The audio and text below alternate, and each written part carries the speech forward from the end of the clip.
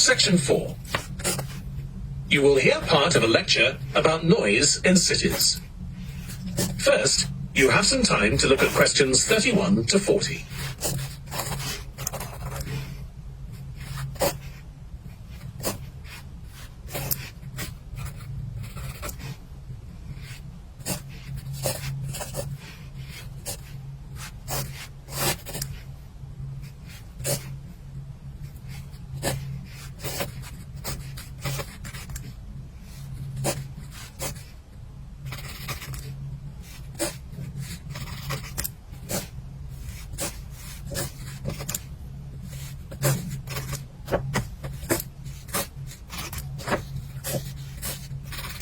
Now listen carefully and answer questions 31 to 40.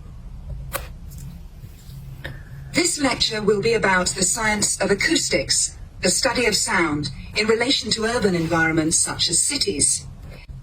With data like this, acoustic engineers have been able to build up what we call noise maps, maps of the sound environment. But actually, these aren't a lot of use. What they do show is that the highest noise levels are generally on roads. Well, that's not really very surprising. But there's quite a lot going on that these maps don't show, because they can't capture the complex way that sound varies over time. So they ignore important issues such as the noise someone might hear from the open windows or gardens of their neighbours.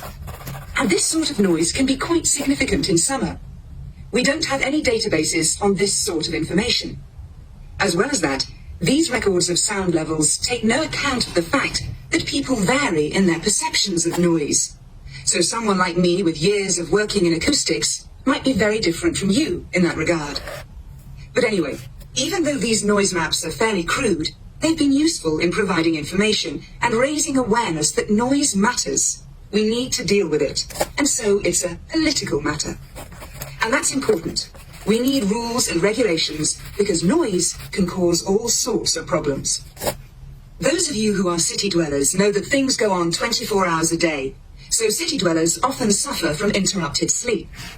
It's also known that noise can lead to a rise in levels of stress due to physical changes in the body affecting the composition of the blood. And there are other problems as well. For instance, if school children don't have a quiet place to study, their work will suffer. Now, one problem with decibel measurement is that it doesn't differentiate between different types of noise. Some types of sounds that most people would probably think of as nice and relaxing might well score quite highly in decibel levels. Think of the sound made by a fountain in a town square, for example. That's not necessarily something that we'd want to control or reduce. So maybe researchers should consider these sorts of sounds in urban design. This is going to be tricky, because just measuring decibel levels isn't going to help us here. Instead, many researchers are using social science techniques, studying people's emotional response to sound by using questionnaires and so on. 小红书